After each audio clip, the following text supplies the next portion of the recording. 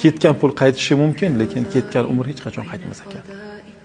Ikkinchisi, inson har kuni Alloh taolo bergan rizqini yeydi, lekin bu yegan rizqi harom bo'lsa, azob bo'ladi. Agar halol bo'lsa, hisob-kitob bo'ladi. Qiyomatda bunga qanday hisob-kitob qilinishligini parvo qilmas ekan. Yeb yotaverar ekan bu dunyoda. Haloldan yeyish kerak ekan faqat.